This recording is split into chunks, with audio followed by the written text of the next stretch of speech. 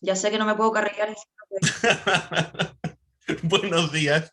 Como ven, estábamos conversando, calentando motores hace unos 15, 20 minutos atrás. Difícilmente podemos decir lo que se hace tras bambalinas. Muchos tendríamos que dar muchas explicaciones. Hasta ahí llego. Bienvenidos a Analizando la Semana Política en Crónica Digital. Juan Andrés, buenos días. Florencia, buenos días. Buenos Hola, días. buenos días Omar, buenos días Florencia. Bueno, yo quisiera iniciar hoy primero saludando a dos personas. Yo quisiera saludar al muchacho Cisternas, nadador, que tuvo una participación brillante, a Eduardo, a su entrenador, Giovanni Riera, que es un venezolano. Tenemos muchas posiciones distintas con Giovanni, pero es un gran entrenador. Tremendo. Un aporte de todo lo que significa este factor intercultural, de toda esta dimensión, ¿no es cierto?, de la migración en nuestro país. Y coloco este detalle porque fíjense que también los Juegos Olímpicos tienen que ver con el mundo de la política. También están ahí. Y también los resultados juegan en mucho con eso, ¿no es cierto? Y te muestran y te dan un abanico de lo que está ocurriendo a nivel mundial. Y es cosa de mirar el medallero hoy día para saber lo que está ocurriendo también y cómo eso se expresa social y políticamente. Y desde otro punto de vista, bueno, yo creo que nos debemos una segunda patita del análisis de lo que ocurrió el domingo 18, ¿cierto? Quedamos ahí a medio camino. Yo creo que hoy día ya hay un poco más de antecedentes. Hoy día, bueno, han habido más marraquetas con algo, más cafecito, más reflexión. Florencia, iniciamos contigo. ¿Cómo ves eso? No, mejor que parta Juan Andrés, que tiene más información de No, primera mano. está buena. Ya, mira, a ver, yo no sé, mira, creo que hay un escenario que está decantando, que me parece que el escenario que de alguna manera se va preconfigurando ya hacia las presidenciales. Creo que la derecha logró estabilizarse dentro de su fragilidad. En ese sentido, hay que destacar la capacidad de la derecha para hacer las cosas bien de acuerdo a sus intereses económicos en primer lugar y políticos también. Hoy día la derecha chilena, la derecha de siempre, la derecha que dio el golpe de Estado, la derecha que fue capaz de hacer un pacto transicional favorable a sus intereses, con Pinochet encabezando el pacto transicional, que después lo transformó en senador vitalicio por una reforma que hace a la Constitución un gobierno de la concertación, que además son gobiernos que generan mayores concesiones y mayores privatizaciones y mayor transnacionalización de la economía, porque eso es el pacto transicional. Esa derecha que fue severamente golpeada por las desigualdades. Recuerden ustedes el primer gobierno de Piñera, que iba como chorro, avión a chorro así, y de repente aparece el 2011. Y se acabó el gobierno de Piñera, porque lo que sepultó al gobierno de Piñera fue el pueblo movilizado en las calles, el 2011, que tomó el rostro de la educación, el rostro del movimiento estudiantil, pero era mucho más que eso. O sea, era una parte importante del pueblo en las calles. Si no, no te explicas 200, 300, 400, 500, 600.000 personas en las calles en un momento. Y fue prácticamente durante más de un mes. Luego viene el estallido y de nuevo le toca a Piñera segundo gobierno.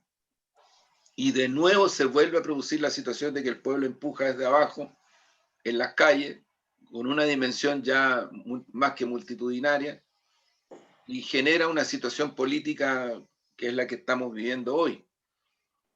Y yo creo que hay que analizar en su mérito el comportamiento de los distintos actores políticos, de la élite y también de los partidos tradicionales de centro, izquierda, derecha, y también de lo que emerge desde esta expresión popular.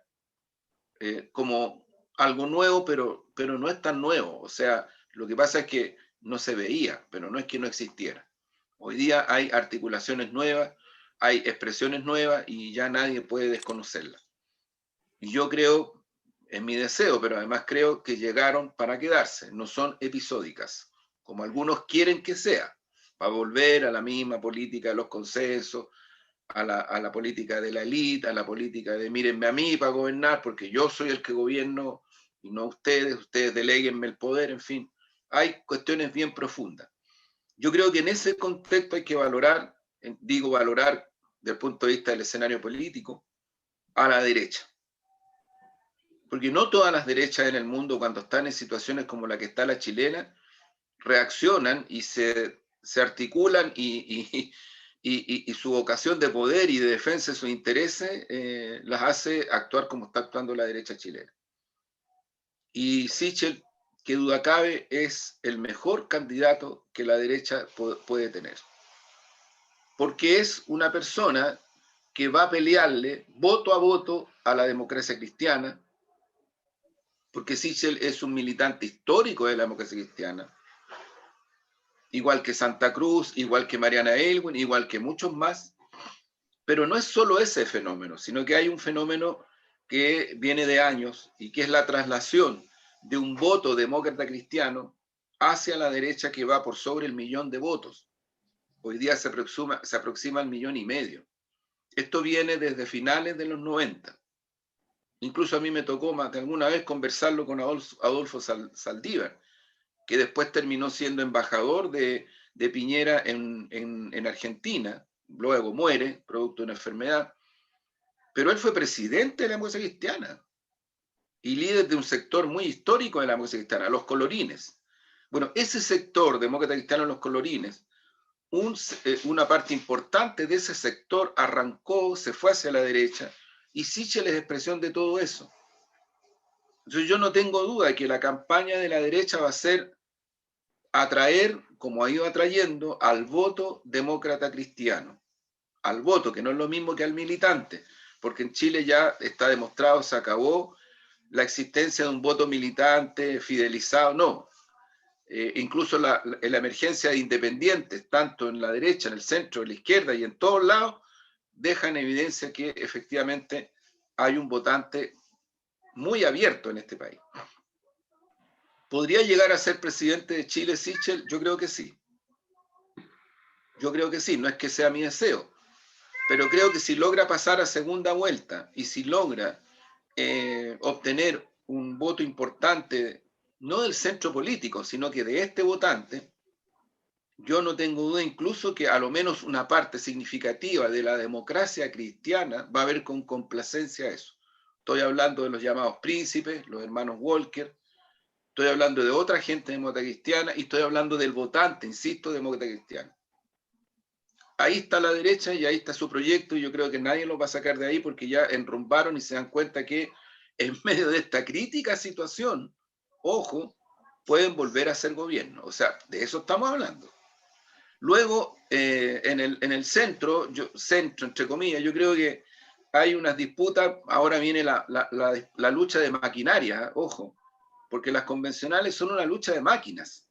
¿Quién lleva más gente a votar? Es así. Es el esquema. Y bueno, se enfrenta a la maquinaria demócrata cristiana que es poderosa con la maquinaria socialista PPD, que la PPD está más debilitada, pero la socialista es de respeto. Yo no sé quién va a ganar esa convencional, de verdad no sé. La puede ganar cualquiera de los dos porque las dos tienen maquinarias fuertes y hay un plus hacia Proboste, y es que Proboste efectivamente aparece como una persona que puede motivar y seducir a un votante que podría ir a votar a la convencional. No así Paula Narváez. No tengo todas las explicaciones por las cuales Paula Narváez se quedó pegada en el piso, no sube, a pesar de que incluso tomó la decisión hace un tiempo atrás de cerrar la puerta, de autodefinirse como del legado de Bachelet, porque se dio cuenta que no le servía para nada eso. Pero no hay caso, no hay caso y no hay caso, como le pasa a Marco Enrique y como le pasa a otras candidaturas presidenciales que simplemente están pegadas en el piso. En el caso del sector izquierda progresista, yo creo que efectivamente Aprueba Dignidad, con las diferencias, con las tensiones, sale fortalecido. O sea, es primera vez que en Chile un sector antineoliberal, con diferencias, con ideas reformistas, con ideas de distinto tipo, pero que explícitamente se plantea la superación del neoliberalismo, alcanza la votación que alcanzó Aprueba Dignidad. Estamos hablando de 1.750.000 votos, 889. O sea, es mucho. Nunca desde los 90 en adelante un sector como este había logrado tamaña votación en primarias, que eventualmente pueden crecer. Sin embargo, se levanta, y ahí yo no soy de los que creen que le están haciendo el juego al adversario. Legítimamente se levanta un sector en este país que hasta hoy está agrupado en torno a lo que se denomina la lista del pueblo, que tiene más convencionales que toda la izquierda junta, o no junta, sino que parcializada, por decirlo así, que tiene más convencionales que el Frente Amplio parcializado, que decir del PC en este caso, y que con muy escasos recursos eligió convencionales muy afincados en los territorios, con mucha historia, que no eran visibles ni para el sistema hegemónico, probablemente para nadie, pero para los territorios sí eran visibles, porque si no, no se explica cómo fueron electas o electos. O sea, en el Distrito 8, donde yo fui candidato y no fui electo, por el Partido Comunista, con el apoyo significativo de ese partido, fue electa Valentina, pero ahí fue electa, por ejemplo, una mujer, una abogada de la lista del pueblo que gastó creo que 200.000 pesos en su campaña, porque no tenía más. No tenía más. Y ahí, en ese distrito, estuvo René Cortázar, que gastó 180 millones de pesos y no fue electo. Pero claro, sí fue electo este personaje más vinculado a la derecha, centro derecha, ¿no? Periodista, como independiente, en fin, fue electo constituyente, que no se ha visto para nada en la constituyente, porque la verdad es que no aparece por ninguna parte. Pero quiero comentar esto porque creo que si la lista del pueblo y sus diferentes expresiones se conforman, llevan candidaturas al Parlamento, llevan candidatura presidencial, yo creo que van a entusiasmar a un votante nuevo, no necesariamente joven, ojo, nuevo, que es distinto. Aquí quedó en evidencia que no hay un problema etario, o sea, no es que la diferencia es etaria, como algunos trataron de intentar a comienzos del 2000, y que a lo mejor se reflejó de alguna manera. No lo es. Es un votante nuevo, que no es tan joven tampoco, y que está entusiasmado con la perspectiva de la lista del pueblo. Yo por lo menos he estado en las marchas, en las movilizaciones, y efectivamente lo que se ve es que hay gente joven, pero hay gente no tan joven. No tan joven. Lo que sí es pueblo llano, eso sí.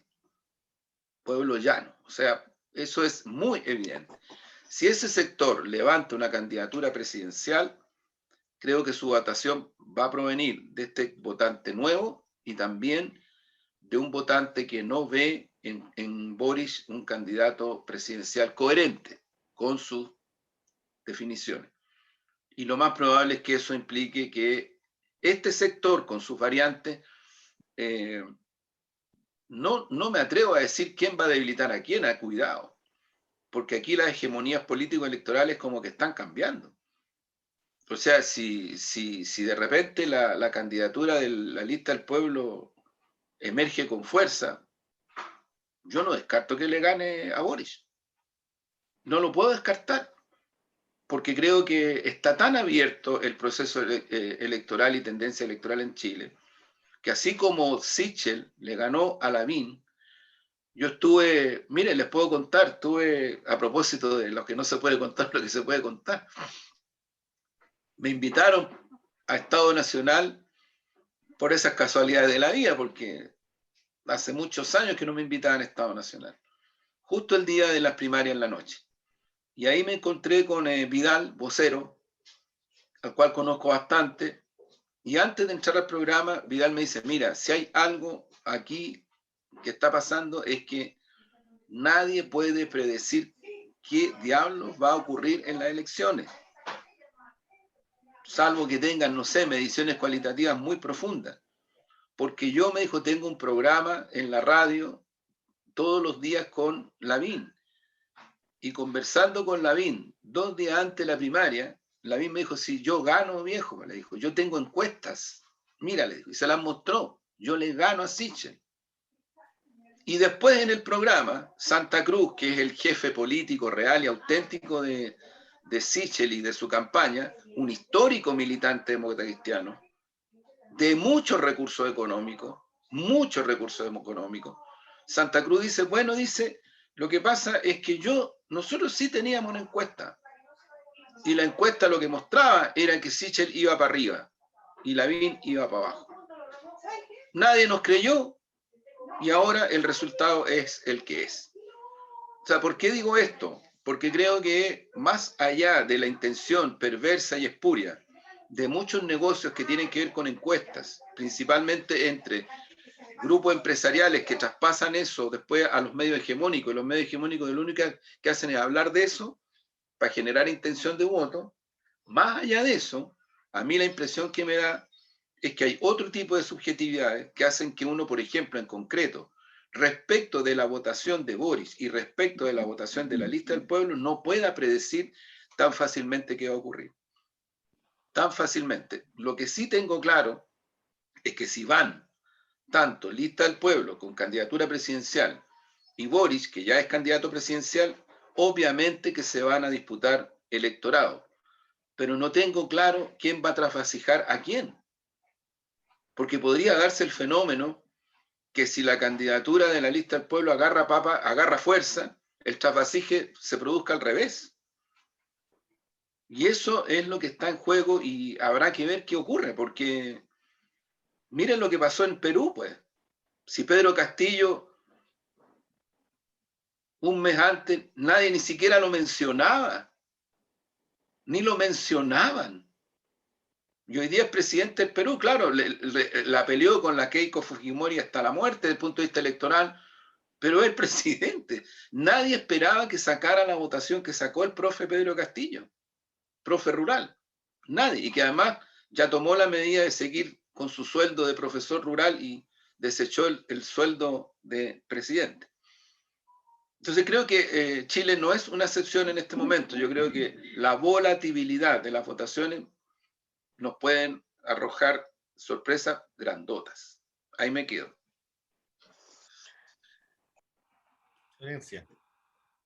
Bueno, yo considero que efectivamente la lista del pueblo va a llevar un candidato, y la apuesta de la lista del pueblo es que el candidato que lleven, ojalá no se equivoquen y sea un acierto, y sean ellos están apostando por ser ellos quienes pasen a segunda vuelta a competir con Sichel, y la apuesta de ellos es que en ese escenario ellos ganarían por cómo están las cosas hoy, porque también hay un factor que no se está mencionando, y es que después de la votación del plebiscito, quienes están decidiendo el futuro del país son alrededor del 20%, o sea, hay un 60% que no está yendo a votar y que no se siente convocado ni por Apruebo Dignidad, ni por el centro, ni por la derecha, y que sí se sintió convocado por el plebiscito, y sí se sintió convocado también por este nuevo movimiento político, porque no es un partido, es un movimiento, ellos no tienen ni financiamiento.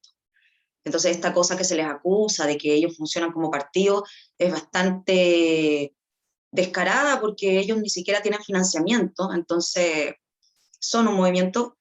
Ese voto tan grande que tuvieron en la constituyente, es probable que ellos puedan capitalizarlo para una eventual candidatura presidencial. Además, ellos anunciaron, por ejemplo, algo que otras fuerzas de izquierda no habían dado espacio. Por ejemplo, ellos van a llevar de senadora a Fabiola Campillay.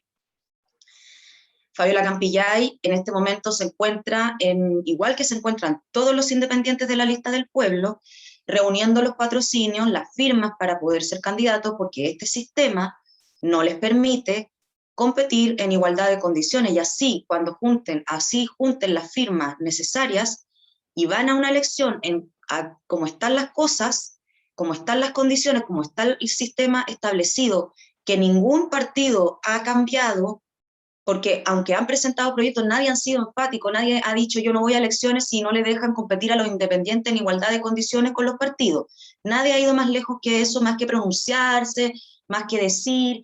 Entonces es bien injusto porque también la lista del pueblo va a competir en desigualdad de condiciones. Hay constituyentes de la lista del pueblo que producto de este sistema sacaron más votos, perdón, el candidato constituyente que sacaron más votos que la UDI, pero por este sistema y el sistema de las listas y las cosas salieron la gente de la UDI, con no sé, 5.000 votos versus 16.000 votos de una candidata de la lista del pueblo. Esos son los candidatos que ahora van a ir de nuevo a la pelea a disputar las diputaciones, la senaturía, y creo que ahí lo que se hace urgente, si se quiere hacer una señal real hacia ese mundo, es presionar, pero de verdad. No pronunciamiento, no discurso, no salir en la tele diciendo que... No, realmente hacer una presión real, radical, de que se empareje la cancha, de que ellos puedan ir a competir como independientes y puedan armar sus listas, como lo hicieron con la constituyente, porque ahora no lo pueden hacer, ahora ni siquiera pueden armar listas, van a competir cada uno solo contra máquinas partidarias y contra este sistema que favorece las listas. Entonces yo creo que ahí hay una deuda tremenda y lamentablemente, si eso no se logra producir y se produce un escenario en el que, a pesar de que Boric es el enemigo de la lista del pueblo, para ellos es su enemigo, el Frente Amplio completo es el enemigo de la lista del pueblo, para ellos, no hacia el Partido Comunista. Ellos no van a hacer ningún gesto, o sea, menos ya dijeron que no iban a votar por Boric en segunda vuelta, pero si por lo menos hubiera un gesto de justicia con respecto a esto, quizás hasta se podría conversar con una eventual unión para poder derrotar a la derecha, porque en realidad lo que está en juego es eso. Es un escenario en el que eventualmente podría ganar Sichel, y nosotros sabemos lo que pasa cuando la derecha toma el poder. Ellos avanzan y consolidan y amarran, y entonces revertir eso, que ya ha sido pero muy difícil y que ha sido casi imposible si no fuera por el sacrificio de este pueblo que ha entregado sus ojos, su vida, madres que tienen a presos políticos esperando que salgan de las cárceles injustamente detenidos. Ayer falleció Caradima en absoluta impunidad, y más que salir a tuitear, no podemos hacer nada, o sea, es como una impotencia de una injusticia tremenda. Yo digo y reafirmo, Chile es una dictadura con elecciones, porque realmente a mí no me vengan a decir que esto es una democracia, porque en nombre de la democracia mira las atrocidades que se han cometido y las circunstancias en las que estamos viviendo. Entonces yo creo que si quieren realmente generar una convergencia, generar una unidad con ese mundo, por último ya la lista del pueblo, sus dirigentes, sus miembros quizás los van a rechazar, pero con ese electorado hagan un gesto de justicia y demanden que las elecciones sean justas para todos, que los independientes puedan armar sus listas y que puedan ir a competir en igualdad de condiciones con los partidos, porque si no, yo creo que lo que se está fraguando es un escenario para que gane absolutamente, con total libertad, la derecha, porque la izquierda está absolutamente, o las izquierdas están absolutamente divididas. Además, con este triunfo de Gabriel Boric, si había una oportunidad de que la lista del pueblo respaldara a Prueba de Dignidad, era con Daniel Jadue a la cabeza, no con Gabriel Boric. Entonces creo que el escenario es muy complejo, y creo que si hay algo que pueden hacer los partidos que tienen su poder y su peso, es demandar, pero con fuerza, que se empareje la cancha. Yo tengo la impresión de que el escenario es bastante complejo. Creo que aquí están en juego demasiadas cosas. Tengo la impresión de que el futuro de la Convención Constitucional está en juego acá, al alero de quien sea el que dirija los destinos del país. Compartiendo en parte lo que dice Florencia, yo creo que de todas maneras hay una diferencia brutal entre lo que sería este proceso dirigido por Sichel o incluso por Proboste a, a Gabriel Boric. Creo que hay una diferencia y tengo la impresión de que en esto también se están sopesando muchas cosas. Creo que efectivamente la lista del pueblo tiene una posibilidad cierta, válida, la pueden ejercer y tendrán que competir y ver qué es lo que ocurre ahí. Yo creo que el camino de Boric no es fácil, no es fácil, parte con una votación interesante, básica. La derecha tiene también algunas sombras, la sombra de Kast no es menor, sobre todo para la primera vuelta, no para la segunda, pero en la primera yo creo que sí puede hacer daño, puede hacer daño. Un 4, un 5%, un 3%, en las condiciones en que se va a dar esta elección, puede ser significativo. Eh, Creo que la unidad constituyente también está en un proceso, eh, yo diría que de todo ese sector la unidad constituyente es la que en este momento está en una situación más compleja todavía. Primero porque tiene que mover sus máquinas. Segundo, porque esas máquinas tienen que demostrar que por lo menos acarrean un electorado mínimo, que para que sea significativo, a lo menos tienen que ser 500, 600 mil personas. A lo menos, de ahí hacia arriba. Si no es eso, quien salga, en realidad va a ser casi insignificante. Y sus posibilidades, tengo la impresión que también. Puedo equivocarme, pero tengo la impresión que también. Si es que ellos no son capaces de movilizar más de 600, 700 mil personas ahí. Eh, Creo que desde otro punto de vista, eh, también está este cuadro de alianzas, de posibilidades, porque aquí se está armando también el escenario, ¿cierto?, dentro de lo que nosotros llamamos la política chica, que son senadores, diputados, cores, qué sé yo, todo este cuadro, ¿no es cierto?, todo este proceso de articulación, que es dificultoso, porque los espacios son pocos y los que quieren son muchos, muy sencillo. Y en eso creo que la derecha siempre ha tenido, desde ese punto de vista, la capacidad de poder llegar a mejores acuerdos que nuestros otros sectores. Es como una visión general que uno tiene. Tal vez lo que puede también ocurrir, y espero que sea así, que este flujo que viene desde el 18 de octubre se pueda mantener y que en definitiva, ¿cierto?, quien llegue a la presidencia de la República sea alguien que venga a heredar de una u otra manera este proceso de levantamiento social. Ojalá lo sea, en su dimensión máxima como en su dimensión mínima. Y que no sea la derecha la que en el fondo vuelva a reiterar 4 años más, porque eso sí que sería bien complicado desde el punto de vista de la gobernabilidad y desde el punto de vista también de lo que significaría, ¿no es cierto?, la proyección del país de la propia convención.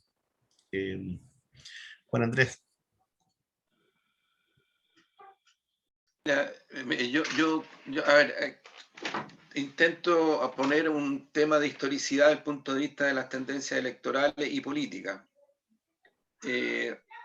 Este tema de derrotar a la derecha o el peligro que salga a la derecha comenzó en Chile con mucha fuerza, finales de los 90, cuando Gladys Marín fue candidata presidencial. Ahí se puso ese énfasis muy fuerte por parte de la Concertación. La derecha no, porque a la derecha le convenía que Gladys de alguna manera le drenara un poco la votación a Lagos, pero tampoco la derecha estaba entusiasmada en que la Gladys creciera, obviamente. Ellos en eso no se pierden. Pero digo esto porque 3 meses antes de la elección, yo era jefe del comando de la campaña de Gladys.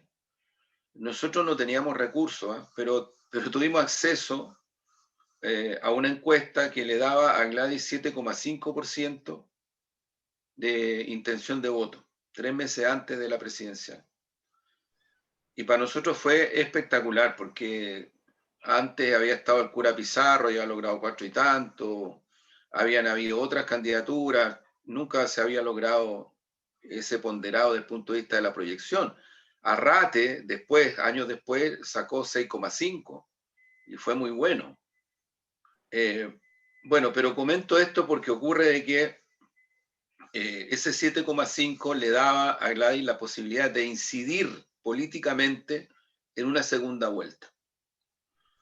Y obviamente que ponía en riesgo que Lavín le ganara a Lagos en la primera vuelta, entonces quedara la figura de Lavín y Lagos pasan a segunda vuelta, pero Lavín arriba, ojo, cosa que nunca había pasado y la prepotencia de la concertación era muy grande hasta ese momento, muy grande, o sea, porque bueno, porque Elwin sacó la votación que sacó, porque Frey sacó el 54%, 56% creo, entonces era como algo así como, miren, ¿saben qué? Esto es imparable, no tenemos adversario, en fin.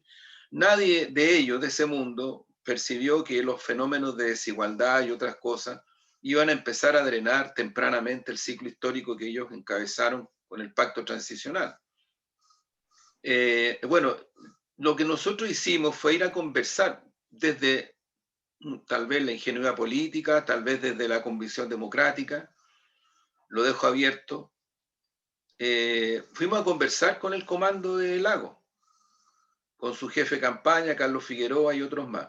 Nos mandaron a la cresta, así literalmente, terminamos a grito pelado la reunión.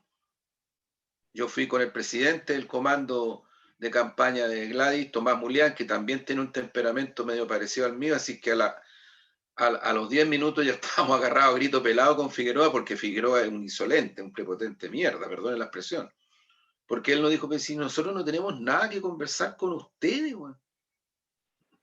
Si nosotros no tenemos nada que conversar, que vienen a pedirnos aquí poco menos que condiciones democráticas, que cambie el sistema binominal, que nada.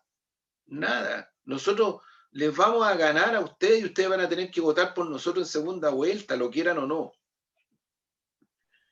Bueno, nos fuimos bastante con la cola entre las piernas, esa es la verdad, pero nos advirtieron de que venían sobre la votación de Gladys, eso sí. Y vinieron sobre la votación de Gladys con el concepto de parar a la derecha. Y en el votante de Gladys, hasta ese momento 7,5, eso de parar a la derecha, por miedo a la derecha, por lo que fuera, funcionó. Porque del 7,5 bajó al 3,3. Y por tanto, el Partido Comunista, la izquierda que en ese momento se levantaba, con casi el mismo programa que tiene hoy día Daniel Jadot, casi el mismo programa, con esa perspectiva feminista temprana que fue muy fuerte de la campaña de Gladys, del reconocimiento de las disidencias sexuales. Ahí aparece Pedro Lemebel, el Chelo Gay, jugando un rol muy protagónico. El mundo de los trabajadores y trabajadores, tuvo muchas cosas, muchos componentes muy intensos esa campaña, pero en lo electoral el temor a la derecha, la concertación se fue silenciosamente, no hizo campaña mediática, se fue silenciosamente a conversar familia por familia, votante Gladys. Y funcionó. Nosotros no tuvimos la capacidad de parar esa ofensiva. El Comité Central del Partido Comunista de Chile, cuando decide votar qué hace para segunda vuelta, prácticamente la mitad estaba por votar por Lagos y la otra mitad por abstenerse. O sea, la fragmentación política también estaba cruzando al conjunto del Partido Comunista. ¿Por qué comento esto? Porque de ahí para adelante este recurso del temor a la derecha se ha desgastado de tal manera que yo creo que hay un segmento cada vez más creciente de la población que le importa un carajo ese argumento. Le importa un carajo, o sea, han vivido bajo concertación y bajo derecha tan mal, se dan cuenta que al final entre la concertación y la derecha se han entendido en lo grueso, y el acuerdo nacional reflejó eso, que no quieren saber nada de aquello. Estoy hablando del votante de la ciudadanía que posiblemente podría identificarse o con Boris, o con Lista del Pueblo, o con ese mundo, por decirlo Ya, así. pues, pero es que ahí, perdona que te interrumpa, pero es que ahí tú das un dato clave. Decís que firmó el acuerdo y Boric firmó el acuerdo, pues. Entonces hay como una contradicción entre la coalición que representa y lo que él hace y dice. Lo Entonces que es por eso pasa, que Florencia, pierde. lo que pasa, sí, pero lo que quiero decir sobre esto es que hay un mundo volátil de votación que también es gente, por ejemplo, la gente, tú lo mencionaste, la gente del plebiscito que no vota en la elección posterior, Claro, que no está digamos, votando. se restó, y que no sabemos si va a volver a votar ahora. Claro. Y si va a votar, yo no tengo duda No que va a sabemos por votar, quién va a votar tampoco, claro. pero no está claro por quién va a votar. Probablemente puede votar por la Lista del Pueblo, hasta probablemente podría sentirse identificado más con Sichel que Sichel, Proboste, claro. porque Sichel es un personaje que uno dice, pero ¿cómo?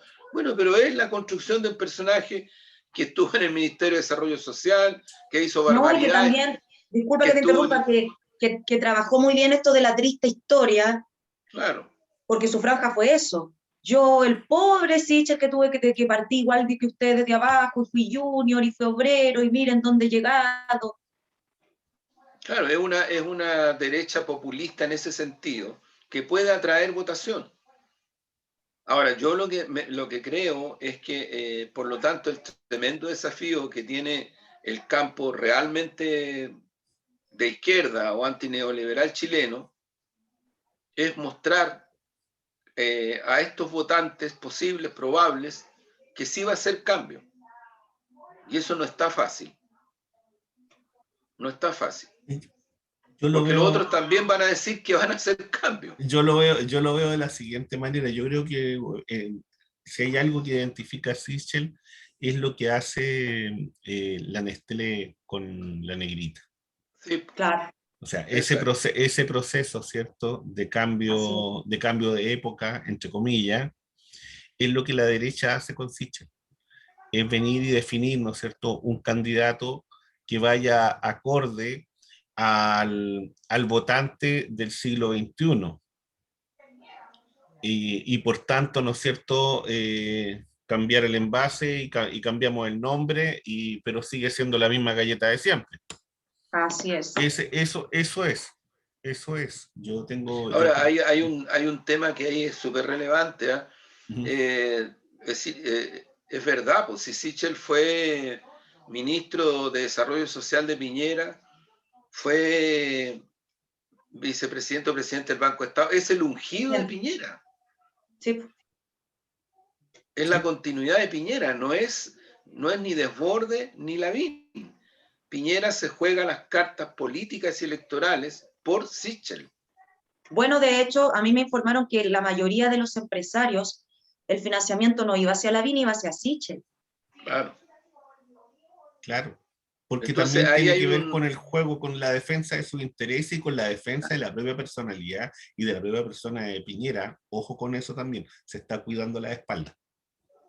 Sí, claro, ahora el tema es cómo tú logras en un país como este derrotar a la derecha si no es con una definición electoral estratégica de lo que ha ocurrido en todos los procesos de transformaciones en nuestra región, México, Argentina, Perú, Bolivia. todo, Bolivia, Uruguay, que es que No, construyen Uruguay la es de la mayoría, derecha ahora, no Uruguay. no, pero en su momento, ¿cómo lo Mm. construyeron? Ah, sí, porque Como, se mantuvieron en el tiempo el Frente Amplio, sí. sí, me refiero a construcción de mayorías que se reflejan en las elecciones, pero no al revés.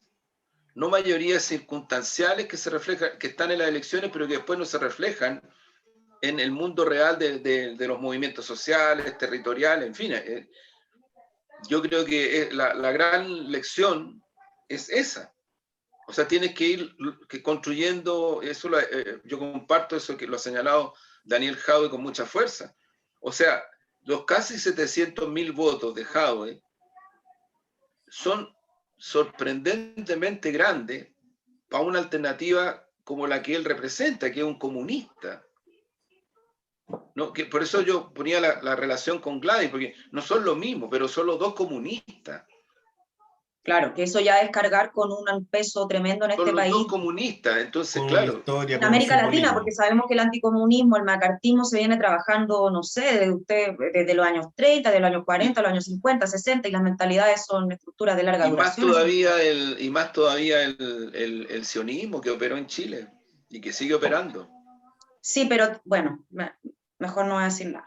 Pero dilo, pues, Florencia, ¿por qué no? No, porque también sabéis que me da rabia, porque claro, eso era obvio que iba a pasar, pero si no hay una definición concreta de su propio partido, de ver a todas las figuras de su partido con fuerza, articulando movimiento, moviendo a todas sus bases y abriéndose y convocando, yo siento y él lo dice en su discurso final, él dice, si no fuera por los independientes y las independientes que presionaron a todos ustedes que están en este escenario conmigo, partidos, movimientos, dirigentes sociales, no sé qué, que los presionaron para poner esta candidatura en la mesa, esta candidatura no avanza y ustedes llegaron tarde, así lo dijo él. Bueno, pero tomando en cuenta eso que es un hecho objetivo de realidad, porque efectivamente Daniel es un liderazgo nacional antes, incluso mucho antes que lo proclame su propio partido, eso es real. Pero tomando en cuenta eso, mirando hacia el futuro, yo insisto, creo que el único camino para efectivamente lograr una construcción de mayorías nacionales y electorales desde este mundo de la transformación antineoliberal es sobre la base de construir una territorial sustentable en el tiempo del punto de vista de la política, del punto de vista de lo social y del punto de vista electoral.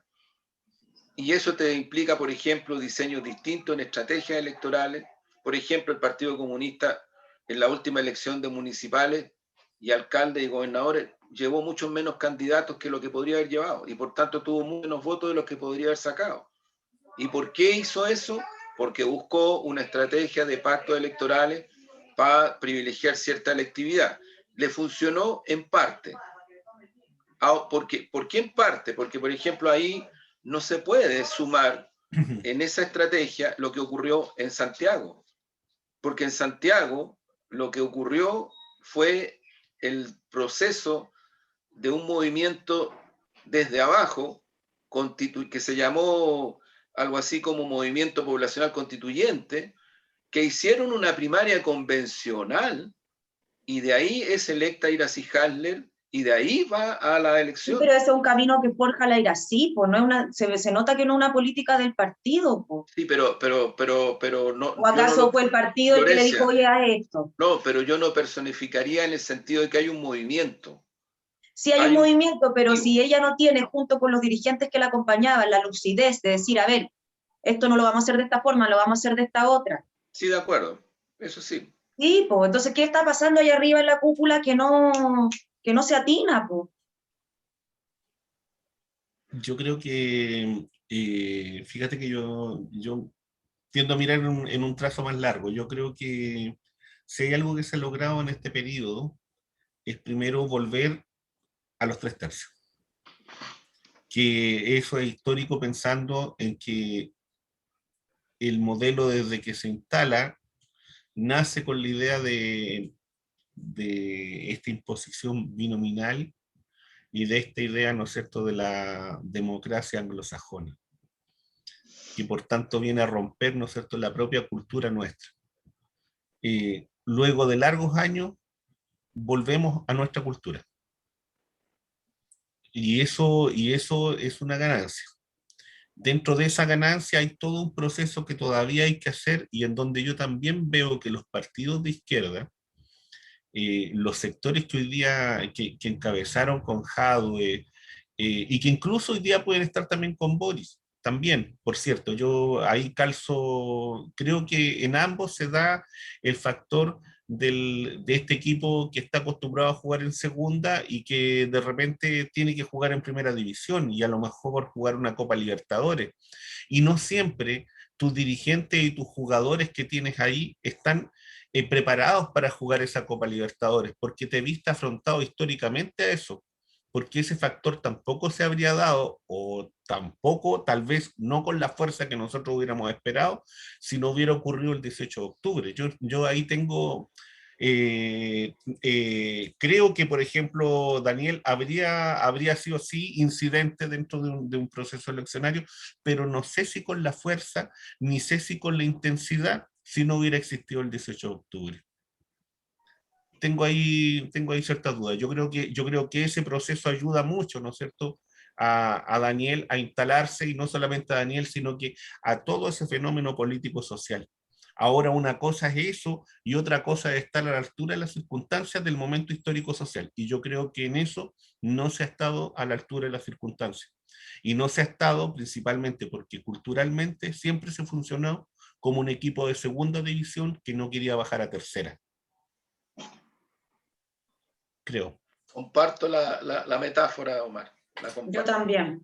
Quizá yo lo digo de una manera más dura, pero creo yo estoy de acuerdo con lo que dice Omar. Eso refleja súper bien el escenario.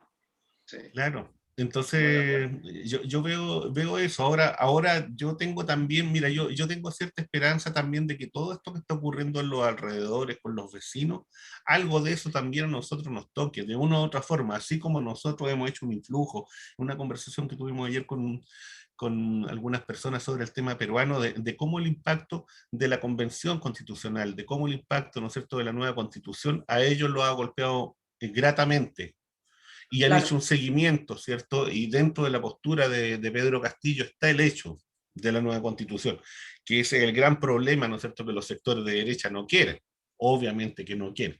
Tienen una constitución a su gusto, a su amaño, casi a la muñeca. Eh, y entonces nosotros también a lo mejor podemos recibir el influjo de este triunfo de Pedro y el influjo del triunfo de Arce también. Yo creo que algo de eso también puede existir en la interna nuestra. No estoy diciendo que vaya a ser así al 100%, pero evidentemente que sí, más allá de que la derecha está tratando de ocupar con Sichel también el modelo, ¿no es cierto?, que usó con Lasso, y que en cierta forma también algo de eso ocupó Lavín en su campaña. También algo de eso ocupó Lavín en su campaña. Entonces, yo creo que ahí hay que observar con mucho cuidado esto desde el punto de vista comunicacional y desde el punto de vista cultural, cómo se va moviendo. Pero yo insisto en esta idea de que para mí es muy relevante lo que hace Nestlé, porque esa operación cultural es la que está haciendo también la derecha chilena. ¿No? Y se nota, solo para sumar a eso, Omar, se nota el cambio en toda la publicidad que se está haciendo en Chile. así es. Nota, pero demasiado descarado el cambio. Pero es que, a ver, el que crea, por eso, mira, a ver, el que Marcando todo crea esto. el sistema capitalista, el sistema neoliberal no está hecho para ser cambiado desde adentro. Olvídese de eso. Usted le puede hacer maquillaje, reforma, aspirar a una sociedad como un estado de bienestar con la constituyente sería lo más que podríamos aspirar, a no ser que realmente al lado de la constituyente se levantara un movimiento social profundo que más o menos se dejó ver en la instalación de la constituyente, pero también hay mucho miedo a la pandemia, aunque hay un proceso que parecido a la previa del estallido, como de que están los movimientos por separados, todos organizándose, está la toma del INDH, están los estudiantes secundarios que ya se están tomando los colegios, las escuelas, pudiera darse, pero es difícil, es muy difícil. Y tanto Gabriel Boric y Jasna Proboste defienden este proceso porque saben que en el fondo las estructuras del sistema no se van a tocar, a no ser que hubiera una presión popular muy, muy profunda. O sea, hasta el día de hoy todavía, o sea, el acuerdo que pactaron ellos de espalda al pueblo, que al pueblo no le gustó, que a nadie le preguntó que si estaban de acuerdo con ese acuerdo, no permite discutir los tratados internacionales. Y eso es un tema bien fuerte y clave y determinante para realmente hacer las transformaciones que este país necesita. Y yo no sé si el Frente Amplio, cuando vengan a tratar de modificar eso, como lo han venido haciendo las distintas correlaciones de fuerza, Pueblo Originario, Partido Comunista, la Lista del Pueblo, que se han conformado en un bloque fuerte dentro de la convención, no sé si el Frente Amplio, que ahora funciona como una especie de centro, de nuevo centro a propósito de estos cambios de piel, va a sumarse a estos cambios profundos estructurales y a imponer que no van a respetar el acuerdo, como declararon la declaración de los 34 constituyentes que dijeron que no querían respetar ese acuerdo y que querían avanzar en transformaciones profundas, o van a plegarse a la derecha como lo hicieron para solicitar que en la mesa directiva tiene que haber una persona de la derecha. Entonces yo no sé ahí realmente qué puede pasar. Yo creo que son dos tiempos que son distintos. Insisto, yo creo que aquí hay dos, a lo menos dos carriles. Un carril es lo que está ocurriendo en la constitucional y otro carril es lo que está ocurriendo y lo que va a pasar, ¿no es cierto?, en el tema electoral directo. Creo que en la constitucional se están dando una serie de situaciones y de relaciones que son nuevas, viejo con lo nuevo, por decirlo así, y en donde uno se va dando cuenta a partir de ciertas intervenciones, a partir de quiénes son los que están marcando ciertas pautas. Estoy pensando desde Loncón, desde Baza, Marinovich, Cubillo, algunas voces un poco más suaves, la propia Machi, Lincoln, cada uno en su estilo te van generando, en definitiva, una forma de convivencia que es completamente distinta, que es novedosa. El que tenga la oportunidad de seguir las sesiones de la Convención Constitucional se va a dar cuenta de eso. Que tiene muy poco que ver con lo que está ocurriendo, es cosa de hacer el cambio de canal y colocar el canal de la Cámara de Diputados y ver la discursividad que hay ahí y la formalidad y todo ese tipo de cosas y se da cuenta que ahí se está en otro país en el fondo. Y lo mismo ocurre a nivel de las mismas presidenciales. O sea, el nivel de las presidenciales todavía, pese al influjo que aportó Daniel, está encasillado todavía dentro de este molde binominal, que cuesta mucho romperlo porque ese molde está instalado dentro de los medios de comunicación. Y no solamente en la televisión, sino que también en las radios. Y entonces socialmente, culturalmente, y ahí es donde, mira, hay un libro de Wendy Brown que se llama El pueblo sin atributos, si no me equivoco. Se lo recomiendo para leer, Wendy Brown. Y además de ser una tremenda descripción de la sociedad neoliberal y de cómo va calando culturalmente y de cómo la sociedad neoliberal no solamente tiene un aspecto económico, que nosotros lo sabemos y lo hemos vivido, sino que tiene un aspecto de dentro de las costumbres, que es muy profundo. Eso. Bueno, les dejo el último minutito y yo me despido hoy sí con un poema. Muy bien, yo espero el poema, paso. ¿Ya? Me interesa el poema. Ya, yo no paso, yo aprovecho de anunciar un mensaje de los familiares de los presos políticos que el día 29 están llamando a las 6 de la tarde a una gran manifestación para presionar a la Comisión de Constitución del Senado, específicamente al senador Pedro Araya, que ponga en tabla la ley de indulto que ya fue aprobada por la Cámara, y también hacer un llamado al Poder Judicial que deje de dar excusa de que no tiene catastro y todo eso, y que haga su trabajo, porque los familiares de los presos, sin ni un recurso, lo han hecho, ya han contabilizado, ya han definido caso a caso y han entregado la información. Así que todos convocados este jueves por los familiares de los presos políticos, porque no es posible que sigamos avanzando y sigamos jugando a la fiesta de la democracia si aún tenemos presos políticos y víctimas de violación a los derechos humanos que no han tenido la justa reparación. Ok. Bien, de acuerdo. Ok, muy buena información por lo demás. Muy buena información. Sí. El poema se llama Oteando el Poniente. Nos quedamos esperando la liebre. Vino el frío, los nubarrones que claveteaban los huesos. Tomen Uber, Cabify, Didi, inútiles, nos decían. Pero ahí estábamos, esperando en el paradero, oteando el poniente. Nosotros sabíamos que vendría la Carrascal Santa Julia, la Bilbao Lo Franco, la Plaza Egaña Lourdes, el tranvía atestado de pueblo, los carruajes golpeteando las calles de piedra por la Alameda de las Delicias, frente a la iglesia de San Francisco, donde venden albahaca y claveles que ayudan a espantar el tufo a mierda y humo. Ahí emergen cantos y voces de otra civilización hecha de fuego y barro. En tanto, los vendedores de verduras buscan sombra. El Inca abre los brazos saludando el Mapocho.